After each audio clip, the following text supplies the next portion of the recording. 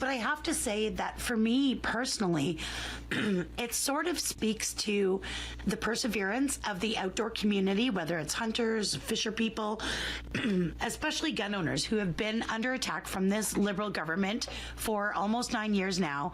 It speaks to their perseverance because the show has never been busier. It was bigger than ever. It was 5 halls long. It was just, I spoke to other retailers and distributors and companies that were there at the show, and they were in the same boat. They were just absolutely swamped. It was a sea of shoulders for hours on end. It was absolutely beautiful. So really good to get out and speak to people in person. So why do you think that is? I know nothing sends me skipping off to the gun store like the threat of a gun ban. That's just me. But is it, that there's people are attending the shows and buying guns in an act of defiance, or are they hopeful because they're seeing Trudeau plummeting in the polls, and they know that there's going to be a change in government, and Pierre Poilievre has said that he will roll back all these Trudeau gun grabs and his latest gun control measures. So is it one, the other, probably a mixture of both? Well, probably a little bit of both for sure. But I think column B, the feeling of hope was the message of the weekend by far. People coming by the booth were saying, I think there's light at the end of the tunnel, change is on the way. Even law enforcement, we had a lot of law enforcement come by the booth. The police are big supporters of the CCFR. And of course, they, for obvious reasons, also want a safer country. And, I think, just seeing that there is an opportunity for a government with a proper focus on reducing crime, violence, and gun smuggling rather than reducing hunting and sports shooting.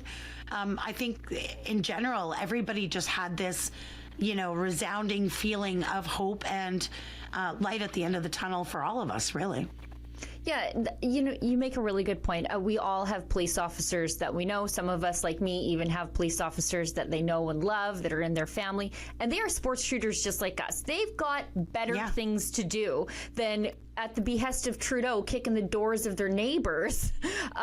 They want to be arresting the bad guys and keeping the bad guys in jail. And it's never been easier to be a bad guy in this country. It's never been easier to get bail in this country, unless you've done some inconvenient horn honking.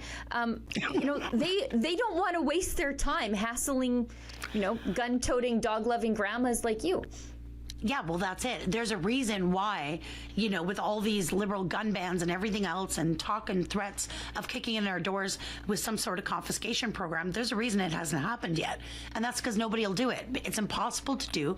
Nobody wants to do it. It would be ridiculous and offensive and a big waste of time and resources. So nobody's going to do it. It's not going to happen. And this guy's on his way out. So yeah, it was just a really uplifting feeling of hope through all 5 halls and the, tens of thousands of people who attended.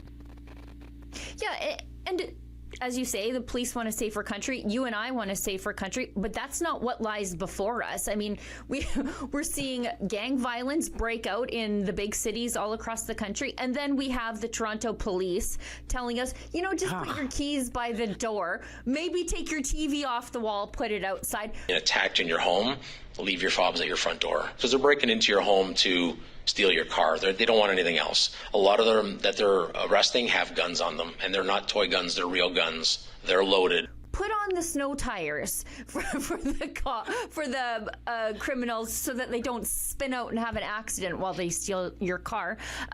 It's just this bizarre focus on the wrong people while the society around us disintegrates. Yeah, well, here's the thing. If you've got gun-toting, repeat violent offenders coming to kick your door in to steal your car, if the car was all they wanted, they wouldn't have guns. They've got guns because they're there to hurt you if you try and stop them. So for the police, it almost feels like they've given up. And that in itself is pretty frustrating. I know TPS did put out some sort of clarifying statement on that, but it doesn't erase what you said. Like, consider leaving your fob by the front door so they can just very easily steal your car without disturbing you or putting yourself at risk. And I thought, what what a clown show. Like, what an absolute upside down world this country has become. Yeah, I saw that the TPS put out a statement saying, like, well, that's not necessarily the advice that we would give you, but that is the advice that you gave, and that's the guy you send to the community town halls.